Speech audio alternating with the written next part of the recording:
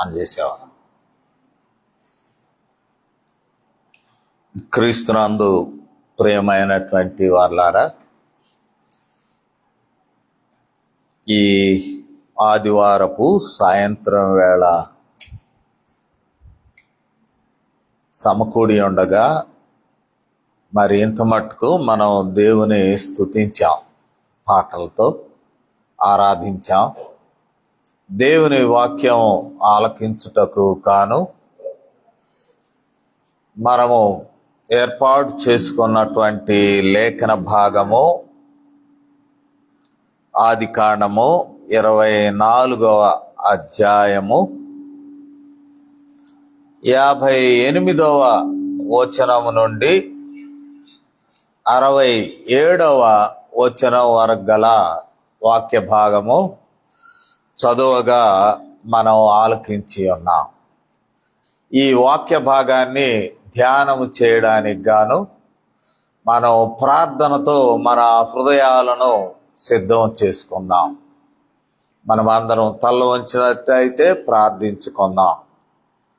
పరిశుద్ధుడు తండ్రి, ప్రేమ కలిగిన మా ప్రియ ప్రభువా, మమ్మను కనికరించి ప్రత్యేకముగా మా తండ్రి ఈ ఆదివారం వరకు మమ్మలను సజీవులుగా ఉంచి ఈ ఆదివారము పగటి వేళ తోడయ్యుండి సాయం వేళకు మమ్మల్ని రప్పించి ఈ రీతిగా మీ సన్నిధానములో మేము సమకూడు భాగ్యం ఇచ్చినందుకు వందనాము. ఈ స్థలంలో మీ స్వరం మేము వినడానికి ఇష్టపడుచూ ఉన్నాం. లేఖనములను మేము గ్రహించుటకు ఇష్టపడుచుండగా మాతో మాట్లాడండి, లేఖనములను విశదపరచండి. మేము గ్రహించడానికి, మా హృదయంలోనికి తీసుకొనడానికి మీ మాటలు మా ప్రియ తండ్రి మా జీవితాలకు అన్వయించుకొనడానికి, మా జీవితంలో పాటించడానికి, తద్వారా మిమ్మల్ని మహిమపరచడానికి కృప చూపమని మీ నామమునకు మహిమను ఆరోపిస్తూ ఈ వినపములను మా ప్రభువును మీ ప్రియకుమారుడునైన యేసుక్రీస్తు వారి శ్రేష్టమైన నామములో వేడుకొనుచున్నాము తండ్రి, ఆమేన్. ప్రియమైనటువంటి వారలారా, చదవబడినటువంటి వాక్య భాగంలో రిబ్కా స్పందన మీద ఈ దినం ధ్యానం చేయడానికి మనము సిద్ధపడి ఉన్నాం. రిబ్కా విషయమై ఒక విధంగా చెప్పాలంటే, అబ్రహాము వృద్ధాప్యంలో ఉన్నప్పుడు తాను తన ప్రధాన దాసుని పిలిచి ఆ ప్రధాన ఇంటి పెద్ద దాసుడు ఆయనతో ప్రమాణము చేసి మరి తాను ఎక్కడ నుండి బయలుదేరి వచ్చాడో ఆ స్వదేశమందున్న బంధువుల యొద్దకు పంపుచు తన కుమారుడైన ఇస్సాకు కొరకు ఒక స్త్రీని, ఇస్సాకుకు వివాహమునకిచ్చుటకు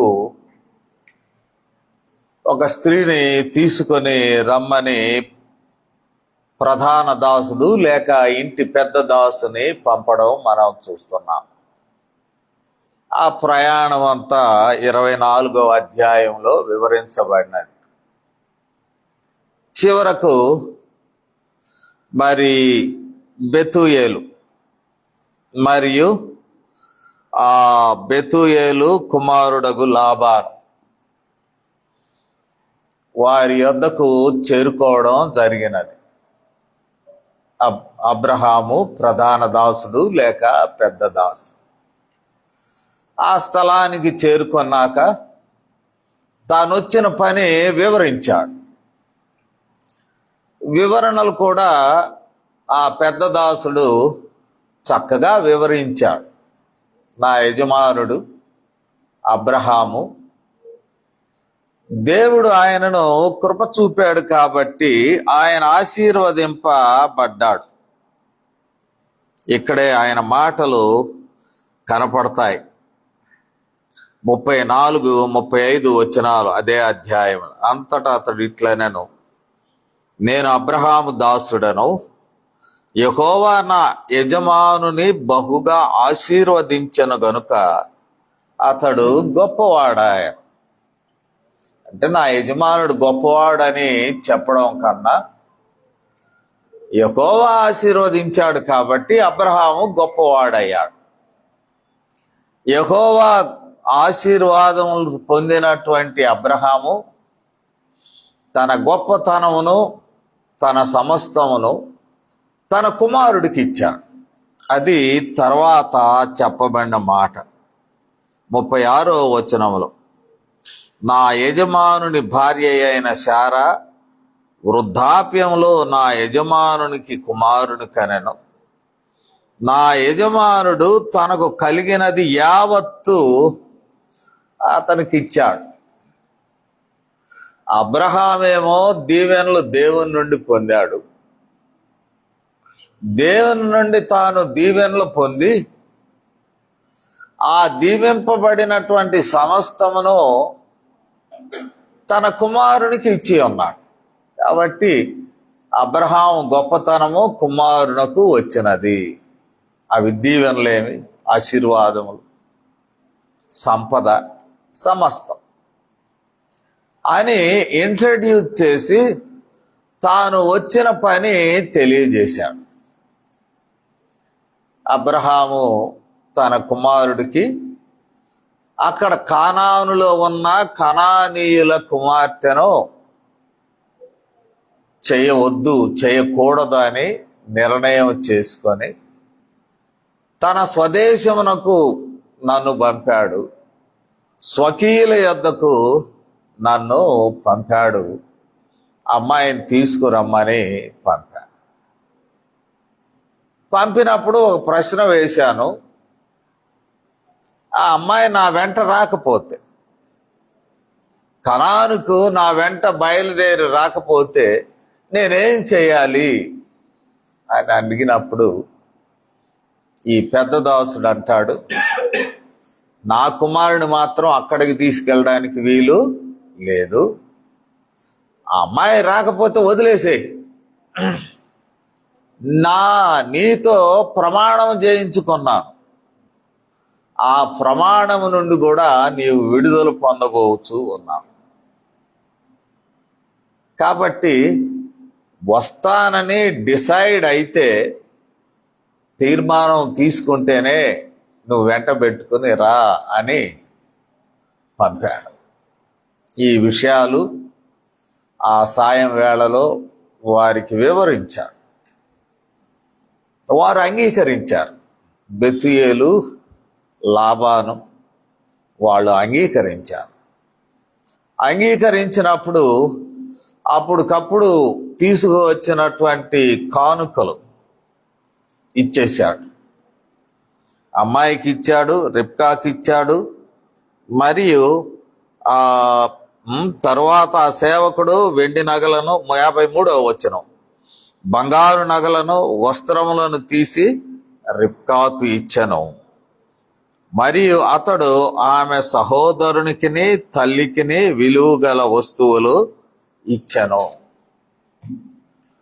ఈ గుర్తుగా ఈ వస్తువులు ఇచ్చాక ఒక విధంగా కవనెంట్ మీల్, ఒప్పందం చేసుకున్నట్లు గుర్తుగా అక్కడ అన్నపానాలు వారు పుచ్చుకున్నారు. రాత్రి అయిపోయింది, ఉదయాన్నే లేచాడు. ఈ ప్రధాన దాసుడు లేక పెద్ద దాసుడు, అంటే ఈ అధ్యాయంలో పేరు పలకరించలేదని నేను పలకరించడం లేదు. ఈ పెద్ద దాసుడు ఉదయాన్నే లేచి తాను అర్థం చేసుకున్నాడు, యజమానుడు వృద్ధాప్యంలో ఉన్నాడు. కాబట్టి ఆయన అటు ఇటు అవుతాడేమో అనే అభిప్రాయం కూడా ఉన్నది. వృద్ధాప్యంలో ఉన్నటువంటి అబ్రహాము దగ్గరకు ఈ అమ్మాయిని చేర్చాలా, కాబట్టి ఎర్లీ జర్నీ, త్వరగా వెళ్ళిపోతే మంచిది అని భావించాడు. అడిగాడు, అయ్యా అమ్మాయిని పంపండి, మేము తీసుకొని బయలుదేరతాం. అప్పుడు మరి ఈ లాబాను ఇంటి వారితో కలిసి మాట్లాడాడు. ఇక్కడ మనం 55వ వచనంలో, ఆమె సహోదరుడును ఆమె తల్లియు ఈ చిన్నదానిని 10 దినములు లైనను మా యొద్ద ఉండనిమ్ము, తర్వాత తీసుకుపో. కారణం ఏంటి? నిన్ననే వచ్చావు, నిన్న సాయంత్రం ఇంటికి తీసుకొచ్చారు, రాత్రే మాట్లాడుకున్నాం, ఒప్పందం కూడా రాత్రి అయినది. తెల్లవారేసరికి ఈమెను తీసుకొని ఎట్లా వెళ్తారు? కొంచెం ఒక 10 రోజులు అవకాశం ఇవ్వండి, మాతో గడిపి, ఇప్పుడే తెలిసింది కదా ఆమె మీతో కలిసి కనాను చేరుకోవాలనేటువంటి విషయము రాత్రే కదా మాకు అర్థమైంది, కాబట్టి ఒక 10 రోజులు ఇవ్వండి అని అడిగినప్పుడు మరి డెసిషన్ అమ్మాయికే ఇచ్చారు, రిబ్కాకే ఇచ్చారు. డెసిషన్, నిర్ణయం. నీవే ఆ రిస్క్ పడవలసిన దానవు, నీవే మేలు పొందినా నీవే, రిస్క్ లో పడ్డా నీవే. It is your decision.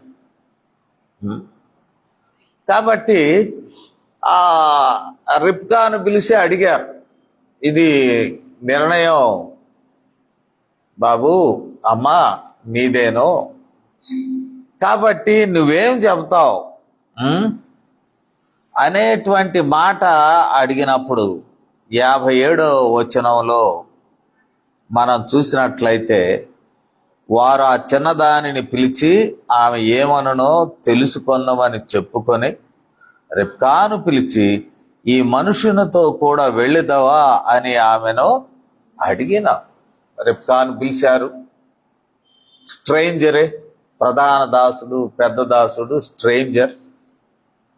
వెళ్ళబోయేది తెలియని దేశం, కనాను తెలియదు. ఆ ఫ్యామిలీ, ఈ అమ్మాయి చిన్నది కాబట్టి తెలియదు, సొంత వాళ్లే కానీ తెలియదు. తెలియని దేశానికి, తెలియని స్థితిలోనికి, తెలియని మనుషులతో ప్రయాణమై వెళ్ళడానికి మరి నీ ఇష్టం ఏమిటో చెప్పు అని ఇష్టాన్ని అడిగినట్లు మనం చూస్తున్నాం. అది కూడా మంచిదే, ఎందుకంటే రిబ్కా ఈ విషయం మనం ఎక్కువ సార్లు వివాహ సందర్భాల్లో చదువుకుంటాం, లేక ప్రధాన కార్యక్రమాల్లో చదువుకుంటాం.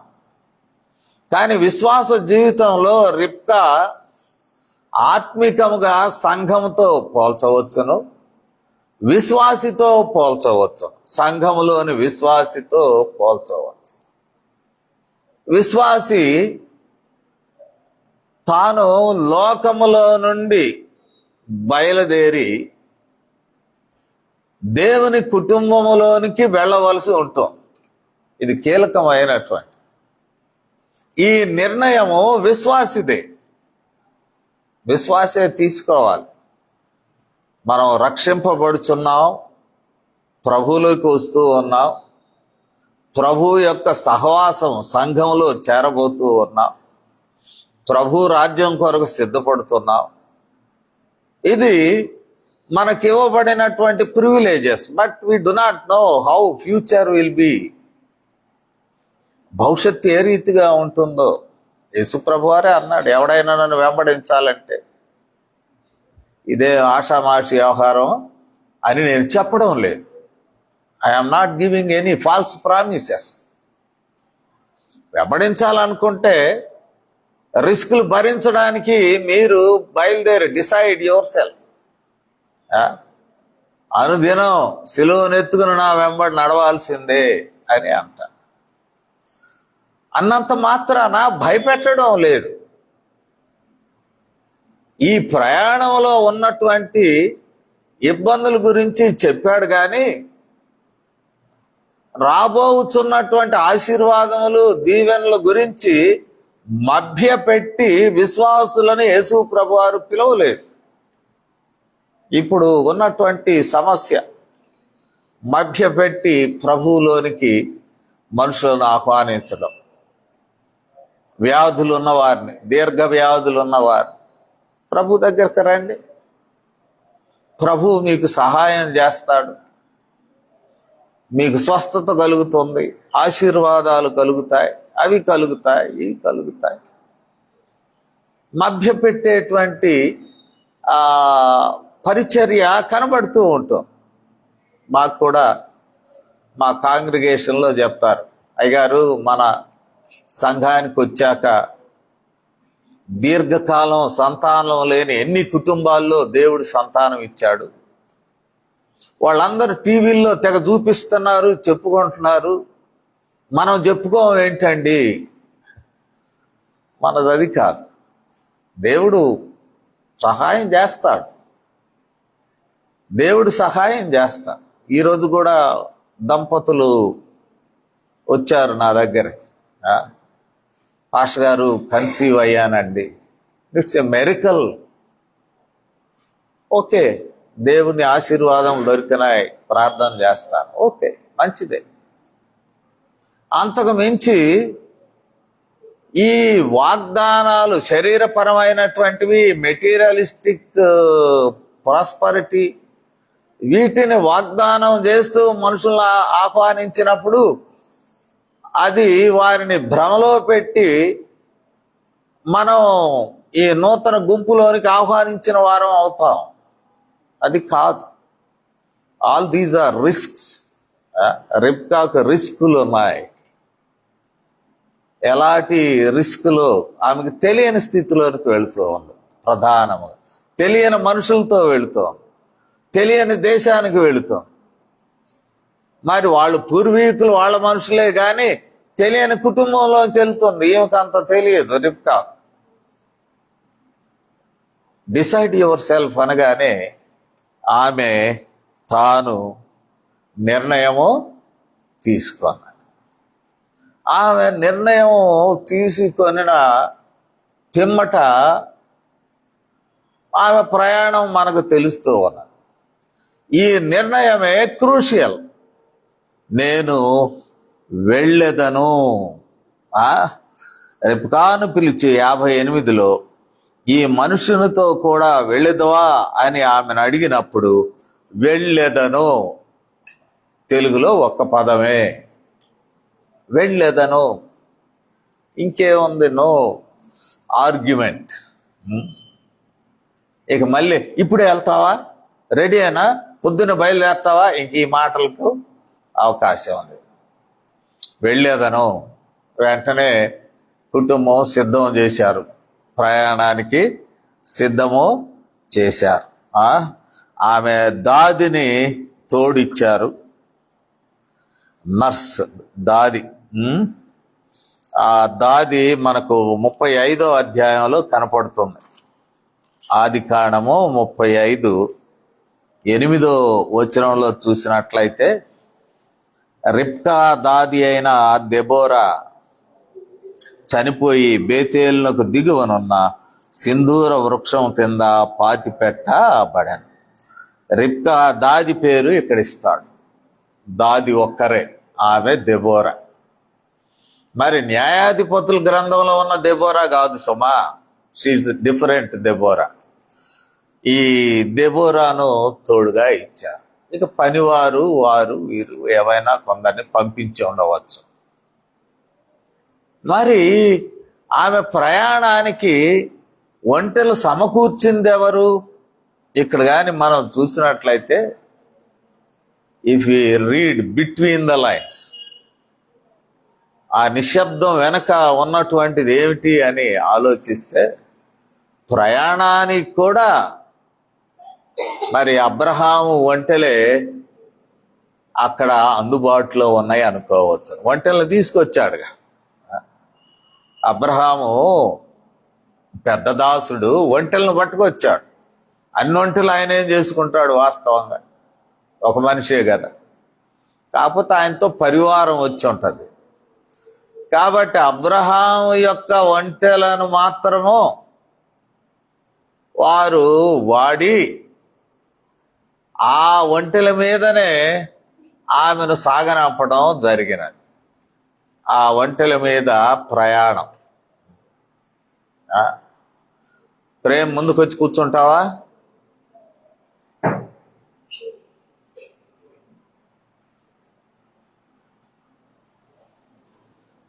ఆ పరిస్థితిని మనం గమనించినట్లయితే ఆమె ప్రయాణానికి సిద్ధమైంది, డెసిషన్ తీసుకున్నది. మరి ప్రయాణమై వస్తూ ఉన్నప్పుడు ఆమె ఇంటి వారు ఒక చక్కని దీవెనలు ఆమెకు ఇచ్చారు.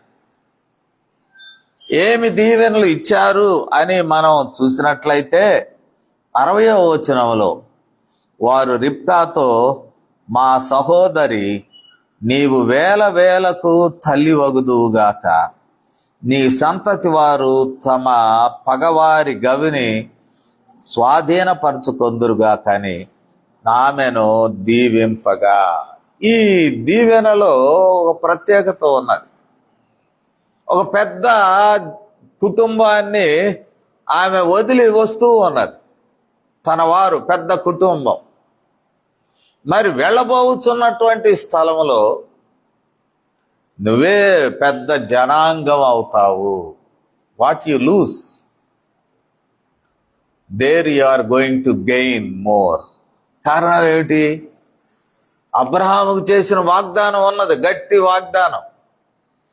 నీవు నీ సంతానము మరి ఇసుక రేణువలే, వారు బహు సంతానాన్ని నీవు కలిగి ఉంటావు. మరి ఇసాకు ఒక్కడే కదా ఇప్పుడు సంతానానికి మధ్యలో ఉన్నది.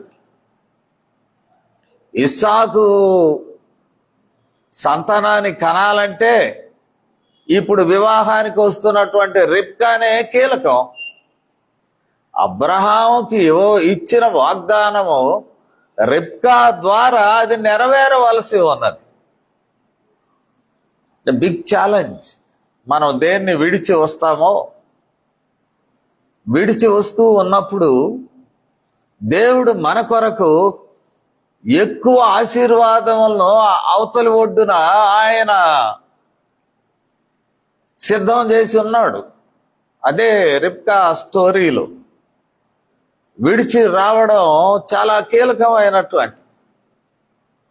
నేటి దినాల్లో విడిచి రాలేకపోతూ ఉన్నాం. చాలా చాలా ఇబ్బంది. లోకం అంటే లోకాన్ని విడిచేస్తాం. లోక సంబంధమైన సాంప్రదాయములను విడిచి రాలేకపోతున్నాం. సాంప్రదాయాలు వెంటబడుతున్నాయి. నేను ఒక చోట సమాధి చేస్తున్నాను. సమాధి భూమిలో పెట్టాం, లోపలికి దించాం, భూమిలో పెట్టాం, మూత వేసారు, అంతా అయిపోయింది.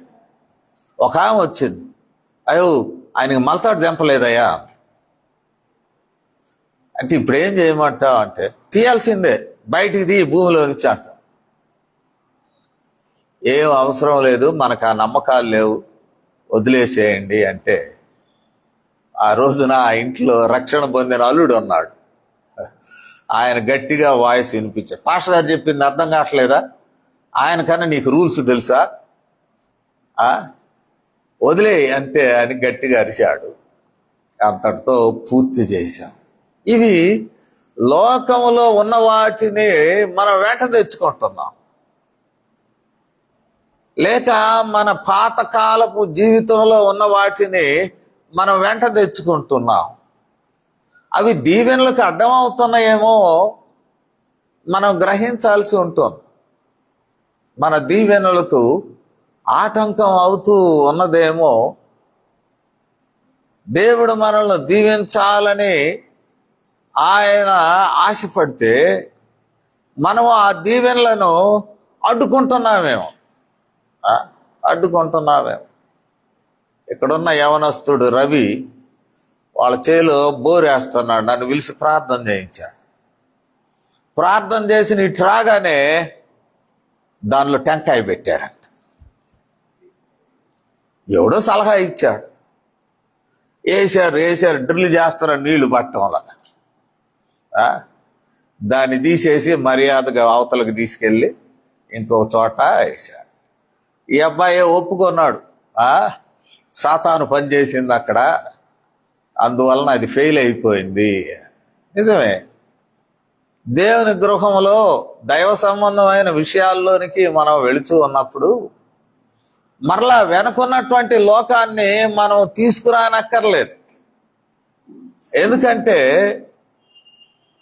ఈ ఆశీర్వాదాలకు ఆటంకము to bring back what we left behind. వారు ఆ ఇంటి వారే అంటున్నారు, నువ్వు వెళ్తున్నావు, నువ్వేం పోగొట్టుకోలేదమ్మా, నువ్వు మిక్కిలిగా ఆశీర్వదింపబడుచు. ఈ ఇమేజరీ అంటే ఇక్కడ బ్రైడ్ విషయంలో ఇమేజరీ. ఇదే ఇమేజరీ 45వ కీర్తనలో మనకు కనపడతాది. ఇది సొలొమోను వివాహ గీతం 45వ సంకీర్తన ఆరు కీర్తన. ఇక్కడ మనం చూసినట్లయితే ఇది ఒక ఇమేజరీ. ఇక్కడ వివాహాన్ని గురించినటువంటి విషయమైన ఆత్మిక జీవితానికి సంబంధించినదిగా మనము చూడవచ్చును. ఇది వివాహ గీతం అంటే సొలొమోను మరి ప్రయారిటైజ్డ్ మ్యారేజ్, బహుభార్యత్వం ఉన్నది, అది తీసివేయండి. ఫరో కుమార్తెను పెళ్లి చేసుకున్నాడు. ఫరో కుమార్తెను పెళ్లి చేసుకొని ఫరో కుమార్తెను పరమ గీతంలో అవే కనపడుతుంటాయి ఎక్కువగా. ఫరో కుమార్తెను తీసుకొస్తారు, యెరూషలేముకు తీసుకొస్తారు. యెరూషలేముకు తీసుకువచ్చినప్పుడు మరి ఈ వెడ్డింగ్ సాంగ్లో కూడా పరమగీతంలో కూడా ఈ మాటలు ఉన్నాయి, అవి వేరే టైంలో మనం ధ్యానం చేద్దాం. ఈ వెడ్డింగ్ టైంలో వ్రాయబడిన కీర్తనలో చెప్పబడిన మాట ఏమిటంటే 10వ వచనం, కుమారి ఆలకించుము, ఆలోచించి చెవి యొగ్గుము, నీ స్వజనమును నీ తండ్రి ఇంటిని మరువము. Leave behind. నీ తండ్రి ఇంటిని, నీ స్వజనమును, లిటరల్గా చూడాలంటే వాళ్ళు ఐగుప్తీయులు. మన ఇశ్రాయేలీల్లో పూర్వీకులైన వారు కూడా అక్కడే బానిసత్వం చేశారు. అక్కడి నుండి నేను తీసుకొస్తున్నావు ఒక ఫరో, అణిచివేసిన ఫరో కుమార్తెను. అంటే ఈ ఫరో మంచివాడేమో పిల్లనిస్తున్నాడు. కానీ ఇదే విషయము ప్రస్తావనకు తీసుకొస్తున్నారు. నీవు మర్చిపో, ఐగుప్తు సాంప్రదాయాలు మర్చిపో, నీవు మర్చిపో, నీ తండ్రి సాంప్రదాయాలు మర్చిపో. సొలొమోను పెద్దవాడు, ఆయన కూడా గొప్పవాడు, మహాజ్ఞాని. దేవుడు ఆయనను ఎంపిక చేసుకున్నాడు. ఈ ఇంటికి రా, ఆయన దగ్గర నీవు నమస్కారము చేయి. Leave behind everything. పరమగీతంలో ఇంకా చక్కగా వ్రాయబడి ఉంటాయి. ఈ సందర్భంలో రిబ్కా తాను మరి సమస్తమును విడిచున్నప్పుడు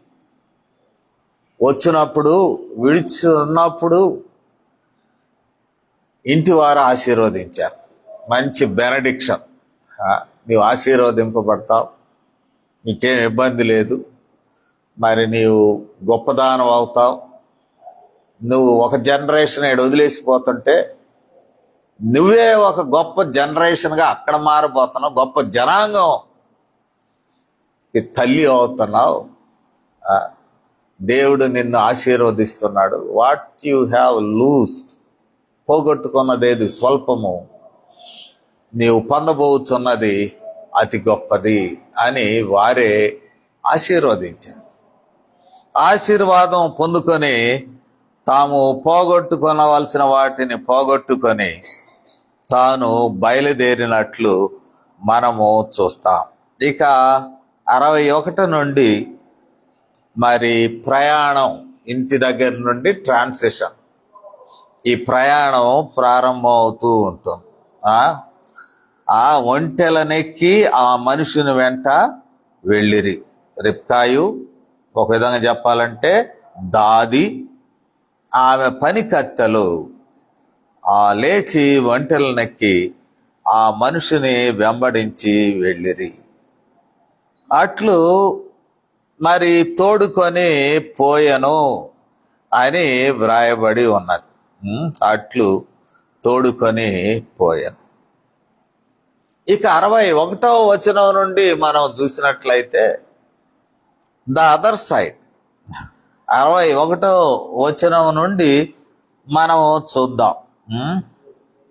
62వ వచనం ఇక్కడ ఇస్సాకును గురించి అదర్ సైడ్ వివరించడం జరిగినది. ఇస్సాకు దక్షిణం, కనాను దేశంలో దక్షిణ భాగానికి వచ్చాడు. ఎక్కడికి వచ్చాడు? బెయిర్ లహాయిరోయి అనేటువంటి మరి స్థలానికి తీసుకురావడం మనం చూస్తూ ఉన్నాం. ఇది ఎక్కడ ఉన్నది అంటే ఈ ప్రాంతానికి హాగరు బావి అనే ఒక పేరు కూడా ఉన్నది. దీనికి మనం ఆదికాండము 16వ అధ్యాయంలో చూస్తే హాగరు మరి ఇంట్లో నుంచి పారిపోయి వస్తుంది. పారిపోయి వచ్చి అక్కడ శారా దెబ్బకు తట్టుకోలేకుండా పారిపోయి వచ్చినప్పుడు ఎక్కడి దాకా వచ్చింది అని అంటే మనకు తెలియజేయబడుచు అన్నది. 7వ వచనం, ఆమె యొద్ద నుండి అది పారిపోగా యెహోవా దూత అరణ్యములో నీటి బుగ్గ యొద్ద, అనగా షూరు మార్గములో బుగ్గ యొద్ద ఆమెను కనుగొని, మరి ఇక్కడ కనుగొని మాట్లాడడం మనం చూస్తాం. నీటి బుగ్గ యొద్ద ఆమెను కనుగొని మాట్లాడడం మరి మనం చూస్తూ ఉన్నాం. చెప్తాడు, హాగరు ఎక్కడి నుండి వచ్చావు, అక్కడికి తిరిగి వెళ్ళు. ఈ నీటి బుగ్గకు ఉన్నటువంటి పేరును గురించి కింద ఫుట్ నోట్స్లో 3 అనే నెంబర్ వేసి ఉంటుంది. నిన్ను చూచుచున్న సజీవుని బావి. ఈ నీటి బుగ్గ ఏంటంటే నిన్ను చూచుచున్న సజీవుని బావి. 14వ వచనం, అందుచేత ఆ నీటి బుగ్గకు బెయిర్ లహోయిరోయి, అక్కడే 3 నెంబర్ వేసి ఫుట్ నోట్లో ఇచ్చా. బెయిర్ లహోయిరోయి ఆ ప్రాంతానికి వచ్చాడు. ఇది హాగర్స్ వెల్, హాగర్ బావి. హాగరు బావి అక్కడ ఉన్నది. ఆ రోజున పారిపోతూ ఉంటే ఒక నీటి బుగ్గ దగ్గర దేవుని దూత ప్రత్యక్షమై మాట్లాడాను హాగర్తో. ఇస్సాకు అటువైపు వచ్చాడు. ఇస్సాకుకున్నటువంటి మంచి గుణం ఏమిటి అంటే ధ్యానం చేయడానికి వచ్చాడు. ఇస్సాకు పర్స్పెక్టివ్, ధ్యానం, మెడిటేట్, ఇంగ్లీష్లో మెడిటేట్. మెడిటేట్ అంటే థింకింగ్, డీప్ థింకింగ్. ఒక విషయం మీద మెడిటేట్ చేస్తున్నానంటే డీప్ థింకింగ్. వాక్యం చదవడం అంటే గబ చదువుకుంటూ పోతారు. ధ్యానం చేస్తున్నాం, చదవడం కాదు. ధ్యానం అంటే ప్రతి మాటను మీద మనసు పెట్టి అర్థం చేసుకోవడానికి చేసే ప్రయత్నము ధ్యానం. మరొక విషయము, ఇస్సాకు దేని మీద ధ్యానం చేస్తున్నాడు? రెండవది, ధ్యానము ఒక ప్రార్థన అయి ఉండవచ్చును అని అంటారు. ఇస్సాకు. మరికొంతమంది అనేటువంటిది ఏంటంటే ధ్యానము దుఃఖములోనున్నవాడు విచారిస్తూ ఉన్నాడు ఒక్కడే అనేటువంటి మాట. ఎందుకంటే 24వ అధ్యాయంలోనే చివరిలో అంటాడు, ఆ చివరిలో అప్పుడు ఇస్సాకు తన తల్లి విషయమై దుఃఖ నివారణ పొందెను. అంటే దుఃఖంతో ఉన్నాడు తల్లి విషయం. సో దిస్ 3 పాసిబుల్ థింగ్స్, దేవుని విషయంలో ధ్యానము లేక ప్రార్థన, వీటన్నిటితో పాటు ధ్యానము, ప్రార్థన, దుఃఖం మూడింటిని కలిపి చేస్తూ ఉండవచ్చునేమో, 3 మిళితమైనటువంటి అనుభవమేమో అని అంటారు. తాను సాయం వేళ ఆ రీతిగా ఉంటుండగా మరి to think, to pray, to lament, ఇవి ఆ అర్థాలుగా వస్తూ ఉన్నాయి. ఇలాంటి పరిస్థితిలో ఉంటూ ఉండగా, లేక వివాహం విషయం కూడా కాంటెంప్లేట్ చేస్తున్నాడేమో. వివాహం విషయం కూడా కాంటెంప్లేషన్. యోసేపు అదే కదా, తాను పడుకుని ఆలోచించుచుండగా మరియ విషయంలో, మరియను ప్రధానం చేసినప్పుడు, మరియ విషయంలో తాను మోసపోయానని తెలిసి ఈ విషయములను గురించి ఆలోచించుకొనుచుండగా అని ఉంటాం మత్తయి సువార్తలు. మీకు గుర్తుందో లేదో ఒకసారి జ్ఞాపకం చేస్తాను. యోసేపు వృత్తాంతం మత్తయి సువార్తలో ఉంటుంది. 20వ వచనం, మొదటి అధ్యాయం. అతడు ఈ సంగతులను గురించి ఆలోచించుకొనుచుండగా, so maybe meditating on failure, meditating on marriage, meditating on ఈ సారోస్, దుఃఖముల గురించి మెడిటేట్ చేస్తా ఉన్నాడేమో. ఏది అయినప్పటికీ ధ్యానం చేయుచూ ఉండగా, ఆలోచించుకొనుచు ఉండగా, ఇక్కడ మనకు మరి ఇరువైపులా ఒకే విషయము మనకు కనబడుతూ ఉన్నది. అటువైపు రిబ్కా వైపు, మరి ఇటువైపు ఇస్సాకు వైపు. రిబ్కా వైపు మనం చూసినట్లయితే రిబ్కా కన్నులెత్తి ఇస్సాకును చూచెను. యువతల మనము గమనించినట్లయితే మరి ఇస్సాకు కూడా కనులెత్తి చూచెను, ధ్యానింప 23 చివరి భాగంలో ధ్యానింప బయలు వెళ్ళి కన్నులెత్తి చూచినప్పుడు ఇస్సాకు కూడా చూస్తున్నాడు. ఆ ఎడారి మార్గంలో ఒంటెలు వస్తూ ఉన్నాయి. ధ్యానం చేస్తున్నప్పుడు ఇది జరిగింది. ఒక హోప్ కనపడింది. వెళ్ళాడయ్యా, వెళ్ళి బస్సు అంటే ఒంటెలు వచ్చినవి, ఒంటెలు వస్తూ ఉన్నవి. అట్లాగనే రిబ్కా కూడా మరి తాను ఒంటి మీదన కూర్చుండే చూసింది. ఎవరో ఒక మనిషి ఉన్నాడు పొలంలో సాయం వేళ.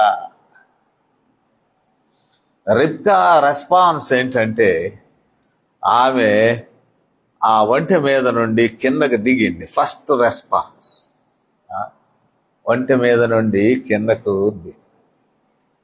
నేను చెప్తూ ఉన్నాను, రిబ్కా సంఘమునకు గుర్తు, సాదృశ్యం, విశ్వాసికి సాదృశ్యం.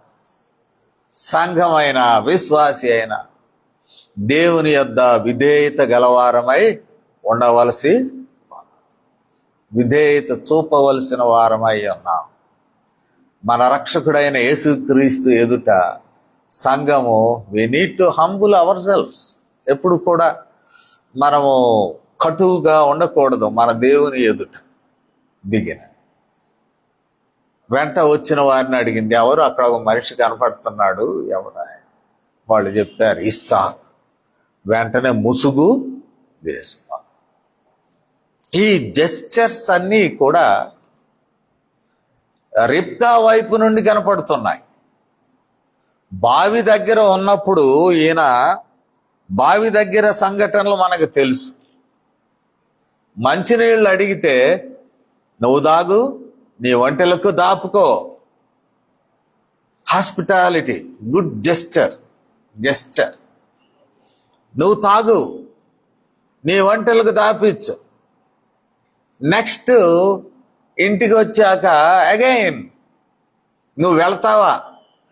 నేను వెళ్ళిపోతానంతే, నన్ను ఆపబాకండి.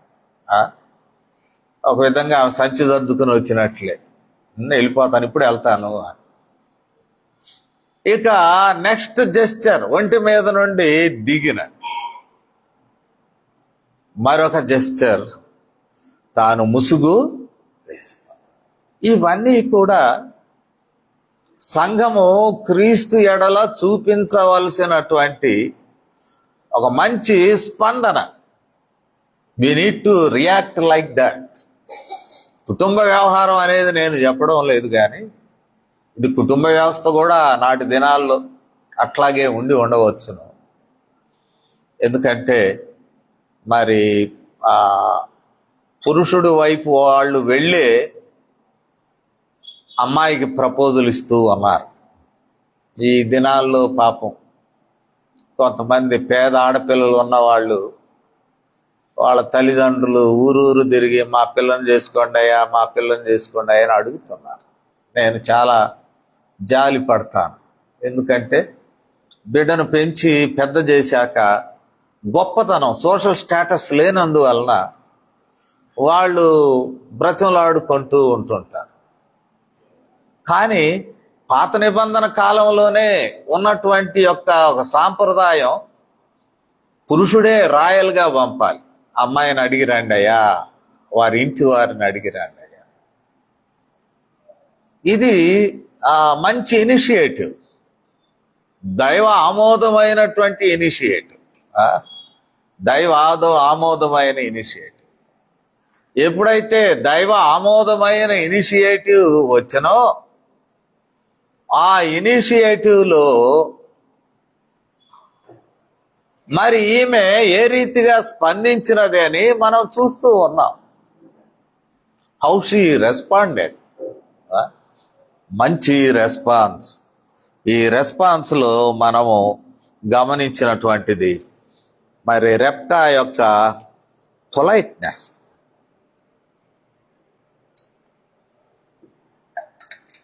మర్యాద, అతిథి ప్రియురాలు, మర్యాద విడిచి వచ్చినది, తన ఇంటి వారిని విడిచి వచ్చినది, లేక తనకున్న లోకమును విడిచి మరి నూతనమైన ఆశీర్వదింపబడిన లోకంలోనికి ఆమె, కుటుంబంలోనికి ఆమె ప్రయాణము చేసినది. తనను తాను తగ్గించుకున్నది. She submitted.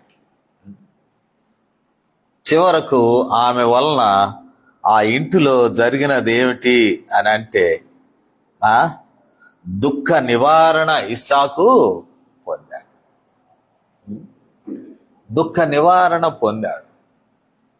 ఇది రిబ్కా యొక్క ప్రత్యేకత. నేను ముగిస్తూ ఉన్నాను. ఈ ప్రత్యేక సన్నివేశాన్ని మనం చూస్తున్నప్పుడు ఒక విశ్వాసి సన్నివేశాన్ని ఈ లైన్స్లో యాజ్ అన్ అనాలజీ మనము గమనించాలి.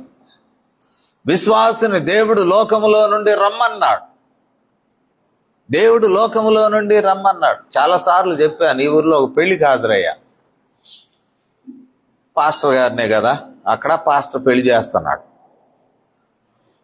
ఆయన మైక్లో మన ప్రభాకర్ పాస్టర్ గారు వచ్చి మొదట అక్షంతలు వేయాలా అంటున్నాడు. నాకు అర్థం కాల. అక్షంతలేమో పసుపు గింజలు, పసుపు ఏమేమో క్రైస్తవేతర సాంప్రదాయంది. ఆ పాస్టర్ గారు వేస్తే వేసుకోవచ్చు. నన్ను స్టార్టెడ్ డ్రాగింగ్ పబ్లిక్లీ.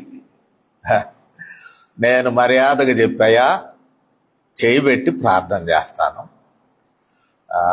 ఇంకంతకు నుంచి ఆశీర్వాదం ఏముంది అవి ఆ పసుపు కలిపిన గింజలు తీసుకెళ్ళి ఆ నెత్తి మీద పోస్తే, పాస్టర్ గారు పోస్తే మరి ఆశీర్వాదం అంటే అది నాకు ఇబ్బందికరము అని చెప్పాను. లోకంలో నుంచి బయటికి రావడం ఇది చాలా క్లిష్టమైనటువంటిది. తన తండ్రి ఇంటి నుండి, తాను జీవించిన ప్రాంతం నుండి, తనకున్న అటాచ్మెంట్స్ నుండి, కల్చరల్ అటాచ్మెంట్స్ నుంచి, ఫ్యామిలీ అటాచ్మెంట్స్ నుంచి, ఈవెన్ స్పిరిచువల్ అటాచ్మెంట్స్, వీటన్నిటినీ వదిలి మరి ప్రయాణమై భవిష్యత్ దీవెనలు ఎట్లున్నాయో తనకు తెలిసినా తెలియకపోయినా విశ్వాస జీవితంలోనికి మనం రావడం దేవునికి ఇష్టం లేదు. ఇది విశ్వాసము, నమ్మకము, బ్లైండ్ ఫెయిత్ అంటాం కదా.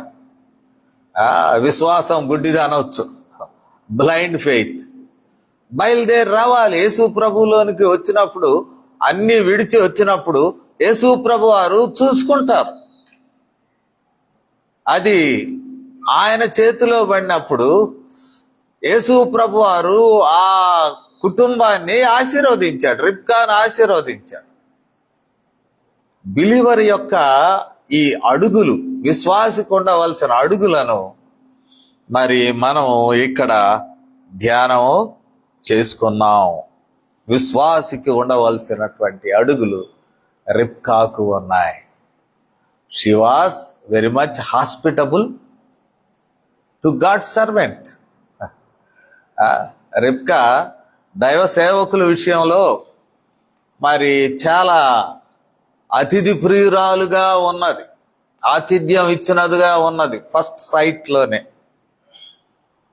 ఒక నిర్ణయం తీసుకొనట్లో స్పిరిట్ లెడ్, పరిశుద్ధాత్మ దేవుడు నడిపించినటువంటి స్థితిలో ఉన్నారు. తన జీవితాన్ని ఉన్నతమైన స్థితిలో స్థాపించుకున్నది. దేవుడు మన నుండి కూడా కోరుచూ ఉన్నాడు. వెనుక ఉన్న వాటి కొరకు మనం ఎన్నడూను కూడా వాట్ వి లెఫ్ట్ బిహైండ్, వెనుక ఏ విషయాలు మనం వదిలివేసి వచ్చామో వాటిని మనం కోరుకొనక, వాటిని ఇష్టపడక, వాటి కొరకు ఆశపడక మనం ఒక నూతన జీవితంలోకి ప్రవేశిస్తూ ఉన్నప్పుడు మన తెగింపు ఉండాలి. దేవుని యొక్క ఆశీర్వాదాలు మనం అప్పుడు స్వతంత్రించుకుంటాం. అట్టి కృపలో యేసు ప్రభువారు కూడా తండ్రి విషయంలో అంత విధేయత కలిగిన వాడై తనను తాను అర్పించుకునేందున ఆయన పరిపూర్ణముగా పరిచర్యను జరిగించారు. మనం కూడా ఏదో సగం సగం భక్తి కాకుండా పరిపూర్ణ విధేయత కొరకై దేవుడు కోరుచూ ఉన్నాడు. ప్రార్థన చేస్తాను. పరిశుద్ధుడవు తండ్రి, మాతో ఇంతవరకు మాట్లాడినందుకు వందనములు. ఈ మాటలు మా హృదయములో ఫలింపచేయు. మీ కనికరం చూపు మా తండ్రి. నాయన, మేము దేనిని విడిచి రావలసి ఉన్నదో, దేని కొరకు వేగిర పడవలసి ఉన్నదో మాకు బోధించినందుకు వందనములు. అట్టి కృపలను మాకు ప్రసాదించి, అట్టి భవిష్యత్తును మాకిచ్చి, యేసుక్రీస్తు వారి వైపు చూచుచూ మా ప్రభువా యేసుక్రీస్తు నందు ఉన్నటువంటి ఆ నిరీక్షణ మేము కలవారమై శ్రమలను సహించుచు, ఓర్చుచు, ముందున్న వాటి కొరకై వేగిరపడుచు ముందుకు సాగు భాగ్యమును మాకందరికీ ప్రసాదించమని, మీ మాటలు మా హృదయంలో ఫలింపచేయమని వేడుకుంటూ క్రీస్తు వారి శ్రేష్టమైన నామములో ఈ